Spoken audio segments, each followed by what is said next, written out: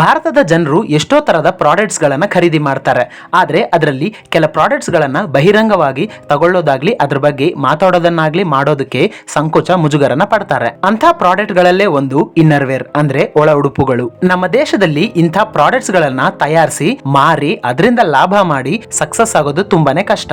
1990ರ time ಅಲ್ಲಿ ನಮ್ಮ ದೇಶದಲ್ಲಿ ಇನ್ನರ್ ವೇರ್ ಗಳ ಮಾರ್ಕೆಟ್ ಒಂದು ಶ್ಯಾಡೋ ಮಾರ್ಕೆಟ್ ಆಗಿತ್ತು. ಹೆಚ್ಚಿನ ಇನ್ನರ್ ವೇರ್ ಗಳನ್ನ ಅಲ್ಲಿನ ಲೋಕಲ್ ಕಂಪನಿಗಳೇ ತಯಾರಿಸಿ ಅದನ್ನ ಮಾರ್ತಿದ್ವು. ಇದರಿಂದ ಈ ಇನ್ನರ್ ವೇರ್ ಗಳಲ್ಲಿ ಕಂಫರ್ಟ್, ಡಿಸೈನ್ ಮತ್ತು ಚಾಯ್ಸ್ ಗಳು ಇರ್ತಾ ಇರಲಿಲ್ಲ. ಇದನ್ನ ನೋಡಿದ ಸುಂದರ್ ಗೆನೋಮಲ್ ಅನ್ನೋ ವ್ಯಕ್ತಿ 1994ರಲ್ಲಿ ಭಾರತದಲ್ಲಿ ಪೇಜ್ ಇಂಡಸ್ಟ್ರೀಸ್ ಅನ್ನೋ ಕಂಪನಿನ ಶುರು ಮಾಡ್ತಾರೆ. ಅಮೆರಿಕದಲ್ಲಿ ಈಗಾಗಲೇ ಫೇಮಸ್ ಆದ ಜಾಕಿ ಬ್ರ್ಯಾಂಡ್ ನ ಲೈಸೆನ್ಸ್ ಅನ್ನ ತಗೊಂಡು ಇವರು ತಮ್ಮ ಪೇಜ್ ಇಂಡಸ್ಟ್ರೀಸ್ ಮುಖಾಂತರ ಜಾಕಿ ಇನ್ನರ್ ವೇರ್ ಗಳನ್ನ ಭಾರತದಲ್ಲಿ ಮಾರೋದಕ್ಕೆ ಶುರು ಮಾಡ್ತಾರೆ. ನಮ್ಮಲ್ಲಿ ತುಂಬಾ ಜನ ಜಾಕಿ ಬ್ರ್ಯಾಂಡ್ ನ ಬಗ್ಗೆ ಕೇಳಿರ್ತೀವಿ, ಆದ್ರೆ ಜಾಕಿ ಬಿಸ್ನೆಸ್ ಅನ್ನ ಭಾರತದಲ್ಲಿ ಮಾಡೋ ಪೇಜ್ ಇಂಡಸ್ಟ್ರೀಸ್ ಕಂಪನಿ ಬಗ್ಗೆ ಕೇಳಿರೋಲ್ಲ.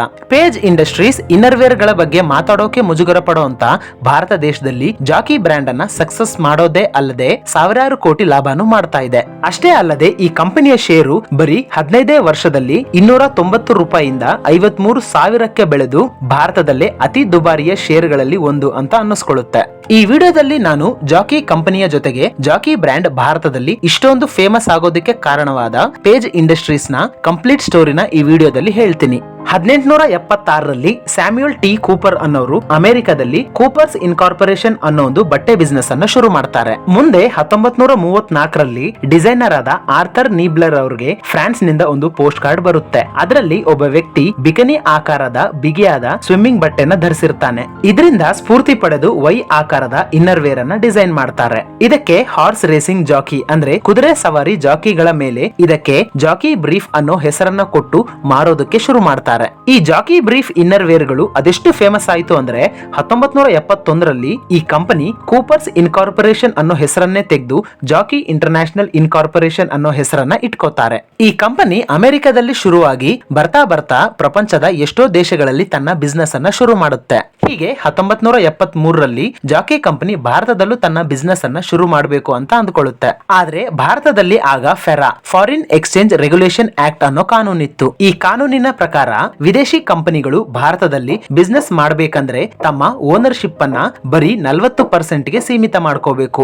ಮಿಕ್ಕ 60% ಓನರ್ಶಿಪ್ ಅನ್ನ ಭಾರತೀಯ ಪಾರ್ಟ್ನರ್ ಕಂಪನಿಗಳಿಗೆ ಒಪ್ಪಿಸಬೇಕು. ಇದರರ್ಥ ಇಂಡಿಯಾದಲ್ಲಿ ಬಿಸ್ನೆಸ್ ಮಾಡೋ ತಮ್ಮ ಕಂಪನಿಗಳ ಮೇಲೆ ಈ ವಿದೇಶಿ ಕಂಪನಿಗಳಿಗೆ ಸಂಪೂರ್ಣ ಓನರ್ಶಿಪ್ ಇರೋದಿಲ್ಲ. ಇದನ್ನ ನೋಡಿದ ಜಾಕಿ ಕಂಪನಿ ಭಾರತದಲ್ಲಿ ಬಿಸ್ನೆಸ್ ಬೇಡ ಅಂತ ವಾಪಸ್ ಹೋಗುತ್ತೆ.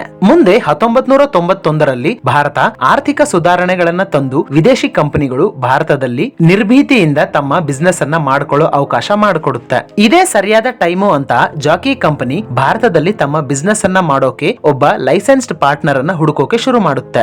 ಜಾಕಿ ಕಂಪನಿ ನೇರವಾಗಿ ಭಾರತದಲ್ಲಿ ಬಿಸ್ನೆಸ್ ಅನ್ನ ಮಾಡೋದಿಲ್ಲ.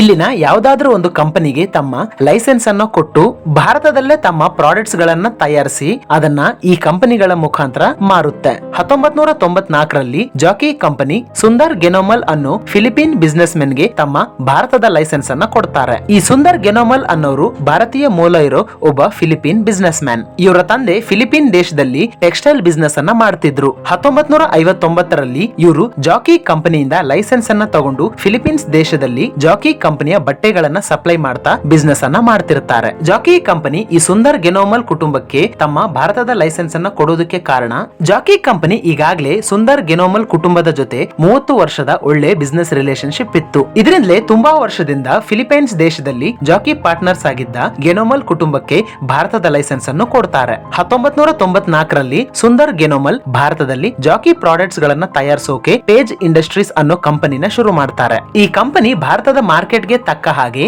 ಜಾಕಿ ಪ್ರಾಡಕ್ಟ್ಸ್ ಗಳನ್ನ ತಯಾರಿಸಿ ಅದನ್ನ ಮಾರುತ್ತೆ. ಇದರಿಂದ ಬಂದ ಕಾಸಲ್ಲಿ 5% ಕಾಸನ್ನ ಜಾಕಿ ಕಂಪನಿಗೆ ರಾಯಲ್ಟಿ ಆಗಿ ಕೊಡುತ್ತೆ. ಸಿಂಪಲ್ ಆಗಿ ಹೇಳೋದಾದ್ರೆ ಪೇಜ್ ಇಂಡಸ್ಟ್ರೀಸ್ ಭಾರತದಲ್ಲಿ ಜಾಕಿ ಪ್ರಾಡಕ್ಟ್ಸ್ ಗಳನ್ನ ಮಾರಿ 100 ಕೋಟಿನ ಸಂಪಾದಿಸಿದ್ರೆ ಅದರಲ್ಲಿ 5 ಕೋಟಿ ರೂಪಾಯಿನ ಜಾಕಿ ಕಂಪನಿಗೆ ರಾಯಲ್ಟಿ ಫೀಸ್ ಅಂತ ಕೊಡುತ್ತೆ. ಈಗ ನಿಮಗೆ ಅಮೆರಿಕದ ಜಾಕಿ ಕಂಪನಿಗೂ ಭಾರತದ ಪೇಜ್ ಇಂಡಸ್ಟ್ರೀಸ್ ನಡುವೆ ಬಿಸ್ನೆಸ್ ಹೇಗ್ ನಡೆಯುತ್ತೆ ಅನ್ನೋದು ಗೊತ್ತಾಗಿರ್ಬೇಕು. ಪೇಜ್ ಇಂಡಸ್ಟ್ರೀಸ್ ಭಾರತದಲ್ಲಿ ಜಾಕಿ ಇನ್ನರ್ ವೇರ್ ಗಳನ್ನ ಹೇಗ್ ಸಕ್ಸಸ್ ಮಾಡ್ತು, ಈ ಸಕ್ಸಸ್ ಗೋಸ್ಕರ ಅವರು ಫಾಲೋ ಮಾಡಿದಂತ ಬಿಸ್ನೆಸ್ ಸ್ಟ್ರಾಟಜಿಗಳೇನು ಅನ್ನೋದನ್ನ ನೋಡೋಣ. 1990ರಲ್ಲಿ ಇನ್ನರ್ ವೇರ್ ಅನ್ನೋದು ಭಾರತದಲ್ಲಿ ತುಂಬಾನೇ ಪರ್ಸನಲ್ ಪ್ರಾಡಕ್ಟ್ ಆಗಿತ್ತು. ಇದರ ಬಗ್ಗೆ ಅಡ್ವರ್ಟೈಸ್ಮೆಂಟ್ ಆಗ್ಲಿ ಡಿಸ್ಪ್ಲೇ ಆಗ್ಲಿ ಇರ್ತಾ ಇರಲಿಲ್ಲ. ಒಬ್ಬ ಕಸ್ಟಮರ್ ಗೆ ಇನ್ನರ್ ವೇರ್ ಬೇಕಾದಾಗ ಅಂಗಡಿ ಅಂಗಡಿಯವನು ಯಾವುದೋ ಒಂದು ಇನ್ನರ್ ವೇರ್ ಅನ್ನ ಬ್ರೌನ್ ಕವರ್ ನಲ್ಲಿ ಹಾಕಿ ಕಾಣಿಸದೆ ಇರೋ ಹಾಗೆ ಕೊಡ್ತಾ ಇದ್ದ. ಕಸ್ಟಮರ್ ಗಳು ಕೂಡ ಕಡಿಮೆ ಬೆಲೆಗೆ ಸಿಗು ಇನ್ನರ್ ವೇರ್ ಅನ್ನ ಆರಿಸ್ಕೊಳ್ತಿದ್ರು. ಜನರು ಇನ್ನರ್ ವೇರ್ ಅನ್ನ ಅಗತ್ಯಕ್ಕೋಸ್ಕರ ಮಾತ್ರ ಬಳಸೋ ಪ್ರಾಡಕ್ಟ್ ಅಂತ ಅಂದ್ಕೋತಿದ್ರು. ಆದ್ರೆ ಪೇಜ್ ಇಂಡಸ್ಟ್ರೀಸ್ ಅವರು ಜಾಕಿ ಇನ್ನರ್ ವೇರ್ ಗಳನ್ನ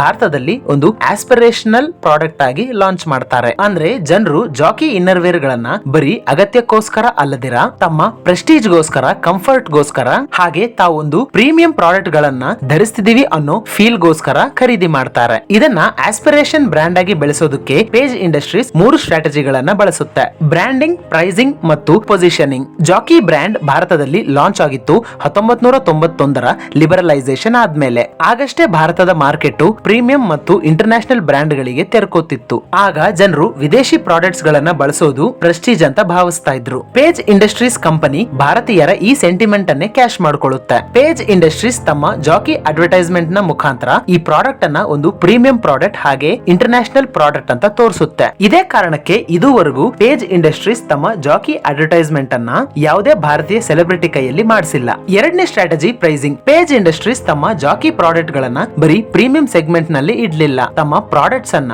ಪ್ರೀಮಿಯಂ ಮತ್ತು ಸಬ್ ಪ್ರೀಮಿಯಂ 2 ಸೆಗ್ಮೆಂಟ್ ನಲ್ಲೂ ಲಾಂಚ್ ಮಾಡ್ತಾರೆ. ಬೇರೆ ಕಂಪನಿಗಳು ತಮ್ಮ ಇನ್ನರ್ ವೇರ್ ಅನ್ನ 30 ರೂಪಾಯಿಗೆ ಮಾರಿದ್ರೆ ಪೇಜ್ ಇಂಡಸ್ಟ್ರೀಸ್ ತಮ್ಮ ಜಾಕಿ ಇನ್ನರ್ ವೇರ್ ಗಳನ್ನ 50 ರಿಂದ 60 ರೂಪಾಯಿಗೆ ಮಾರ್ತಾ ಇತ್ತು. ಇದರಿಂದ ಜಾಕಿ ಇನ್ನರ್ ವೇರ್ ಗಳು ಭಾರತದಲ್ಲಿ ಆಸ್ಪಿರೇಷನಲ್ ಬ್ರ್ಯಾಂಡ್ ಆಗು ಇತ್ತು, ಜೊತೆಗೆ ಕೈಗೆಟುಕೋ ಬೆಲೆಯಲ್ಲೂ ಸಿಕ್ತಿತ್ತು. ಜೊತೆಗೆ ಪೇಜ್ ಇಂಡಸ್ಟ್ರೀಸ್ ತಮ್ಮ ಜಾಕಿ ಪ್ರಾಡಕ್ಟ್ಸ್ ಗಳ ಮೇಲೆ ನೋ ಡಿಸ್ಕೌಂಟ್ ಪಾಲಿಸಿನ ಫಾಲೋ ಮಾಡ್ತಿರ್ತಾರೆ. ಇದರಿಂದ ಜಾಕಿ ಪ್ರಾಡಕ್ಟ್ಸ್ ಗಳನ್ನ ಮಾರೋ ರಿಟೇಲರ್ ಪ್ರತಿ ಸಲ ಜಾಕಿ ಪ್ರಾಡಕ್ಟ್ ಅನ್ನ MRP ಬೆಲೆಗೆ ಮಾರ್ತಿದ್ದ. ಇದರಿಂದ ರಿಟೇಲರ್ಸ್ ನ ಲಾಭನೂ ಹೆಚ್ಚಾಗ್ತಾ ಇತ್ತು. ಮೂರನೇದು ಪೊಸಿಷನಿಂಗ್. ಪೇಜ್ ಇಂಡಸ್ಟ್ರೀಸ್ ತಮ್ಮ ರಿಟೇಲರ್ಸ್ ಗಳಿಗೆ ಒಂದು ಕಂಡೀಷನ್ ಅನ್ನ ಹಾಕುತ್ತೆ. ಅದೇನಂದ್ರೆ ಒಬ್ಬ ರಿಟೇಲರ್ ತಮ್ಮ ಸ್ಟೋರ್ ನಲ್ಲಿ ಜಾಕಿ ಪ್ರಾಡಕ್ಟ್ಸ್ ಗಳನ್ನ ಮಾರಬೇಕಂದ್ರೆ ತಮ್ಮ ಸ್ಟೋರ್ ನಲ್ಲಿ ಜಾಕಿ ಪ್ರಾಡಕ್ಟ್ಸ್ ಗಳಿಗಂತಾನೆ ಒಂದು ಸಪರೇಟ್ ಡೆಡಿಕೇಟೆಡ್ ಡಿಸ್ಪ್ಲೇ ಸ್ಲಾಟ್ ಅನ್ನ ಇಡಬೇಕು ಅನ್ನೋದು. ಇದರಿಂದ ಜಾಕಿ ಬ್ರ್ಯಾಂಡ್ ಗೆ ಪ್ರತಿಯೊಂದು ಸ್ಟೋರ್ ಅಲ್ಲೂ ಒಂದು ಸಪರೇಟ್ ಅಡ್ವರ್ಟೈಸ್ಮೆಂಟ್ ಹಾಗೆ ಯಾವಾಗ್ಲೂ ಸ್ಟಾಕ್ ಇರೋ ತರ ನೋಡ್ಕೊಳ್ಳುತ್ತೆ. ಹಾಗೆ 1996ರಿಂದ 2006ರವರೆಗೆ ಭಾರತೀಯರ ತಲಾದಾಯ 390 ರೂಪಾಯಿಂದ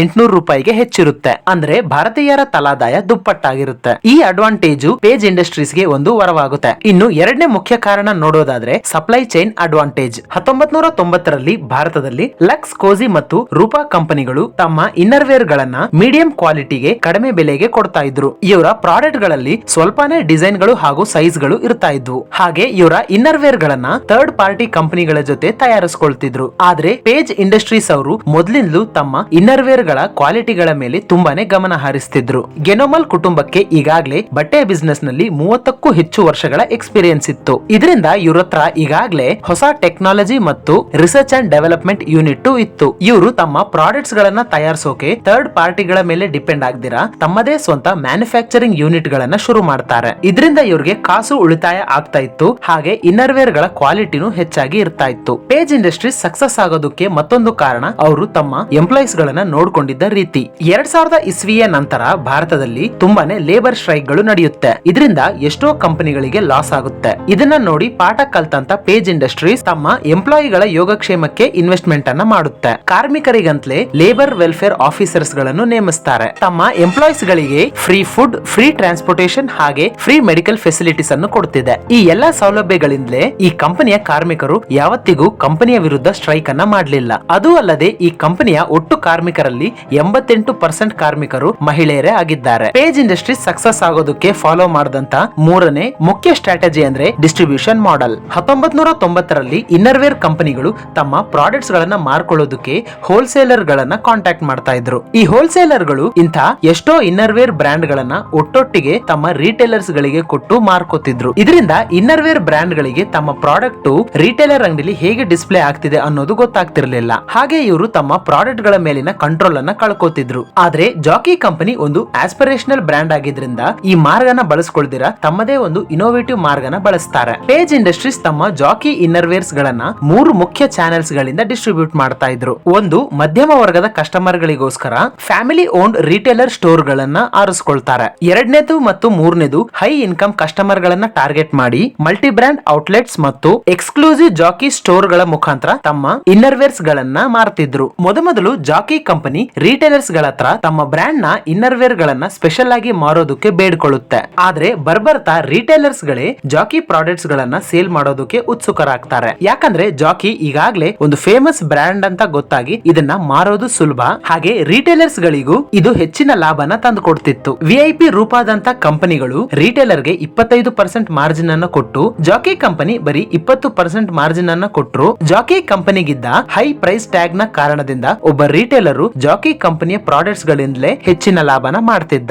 ಇವತ್ತಿಗೂ ಭಾರತದಲ್ಲಿ ಇನ್ನರ್ ವೇರ್ ಗಳಿಗೋಸ್ಕರನೇ ಒಂದು ಡೆಡಿಕೇಟೆಡ್ ಸ್ಟೋರ್ ಗಳನ್ನ ಹೊಂದಿರೋ ಏಕೈಕ ಕಂಪನಿ ಜಾಕಿ ಕಂಪನಿ. ಜಾಕಿ ಕಂಪನಿಗೆ ಭಾರತದಲ್ಲಿ 1300ಕ್ಕೂ ಹೆಚ್ಚು ಎಕ್ಸ್ಕ್ಲೂಸಿವ್ ಬ್ರಾಂಡ್ ಸ್ಟೋರ್ ಗಳು, ಹಾಗೆ 1130ಕ್ಕೂ ಹೆಚ್ಚು ಸ್ಟೋರ್ ಗಳು, ಹಾಗೆ 1 ಲಕ್ಷಕ್ಕಿಂತ ಹೆಚ್ಚು ರಿಟೇಲರ್ ನೆಟ್ವರ್ಕ್ ಸ್ಟೋರ್ ಗಳು ಇವೆ. ಜಾಕಿ ಕಂಪನಿಯ ಹುಡುಗರ ಇನ್ನರ್ ವೇರ್ ಗಳು ಸಕ್ಸಸ್ ಆದ್ಮೇಲೆ ಅವರು ಜಾಕಿ ಫಾರ್ ಹರ್ ಅನ್ನು ವುಮೆನ್ಸ್ ಇನ್ನರ್ ವೇರ್ ಗಳ ಸೆಗ್ಮೆಂಟ್ ಗೂ ಕಾಲಿಡ್ತಾರೆ. ಪೇಜ್ ಇಂಡಸ್ಟ್ರೀಸ್ ಭಾರತದಲ್ಲಿ ತಮ್ಮ ಮೊಟ್ಟ ಮೊದಲ ಸ್ಟೋರ್ ಅನ್ನ ಬೆಂಗಳೂರಿನ ಕಮರ್ಷಿಯಲ್ ಸ್ಟ್ರೀಟ್ ನಲ್ಲಿ ಶುರು ಮಾಡುತ್ತೆ. ಇವತ್ತಿಗೂ ಪೇಜ್ ಇಂಡಸ್ಟ್ರೀಸ್ ನ ಅತಿ ಹೆಚ್ಚು ಮ್ಯಾನುಫ್ಯಾಕ್ಚರಿಂಗ್ ಯೂನಿಟ್ ಇರೋದು ಕರ್ನಾಟಕದಲ್ಲೇ. ಇವರ ತಯಾರಿಕಾ ಘಟಕಗಳು ಬೆಂಗಳೂರು, ಹಾಸನ, ಮೈಸೂರು, ತಿಪಟೂರು, ಗೌರಿಬಿದನೂರು ಹಾಗೆ KR ಪೇಟೆಗಳಲ್ಲಿವೆ. ಇದರ ಜೊತೆಗೆ ತಮಿಳುನಾಡಿನ ತಿರುಪೂರು ಮತ್ತು ಒಡಿಶಾದ ರಾಮದಾಸಪುರದಲ್ಲೂ ಇವರ ತಯಾರಿಕಾ ಘಟಕ ಇದೆ. ಪೇಜ್ ಇಂಡಸ್ಟ್ರೀಸ್ 2011ರಲ್ಲಿ ಸ್ಪೀಡೋ ಅನ್ನೋ ಕಂಪನಿಯ ಲೈಸೆನ್ಸ್ ಅನ್ನು ತಗೊಳುತ್ತೆ. ಸ್ಪೀಡೋ ಕಂಪನಿ ಮುಂಚೆ ಬರೀ ಪ್ರೊಫೆಷನಲ್ ಸ್ವಿಮ್ ವೇರ್ ಗಳನ್ನ ಮಾತ್ರ ಮಾರ್ತಿತ್ತು. ಆದ್ರೆ ಪೇಜ್ ಇಂಡಸ್ಟ್ರೀಸ್ ಸ್ಪೀಡೋ ಲೈಸೆನ್ಸ್ ಅನ್ನ ತಗೊಂಡ ಮೇಲೆ ಈ ಬ್ರ್ಯಾಂಡ್ ಅನ್ನ ವಾಟರ್ ಶಾರ್ಟ್ಸ್,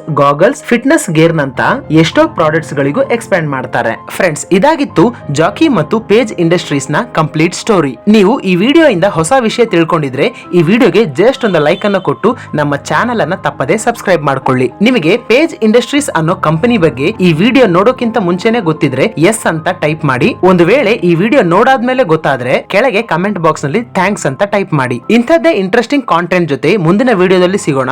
ಅಲ್ಲಿವರೆಗೂ thanks for watching. Have A nice day.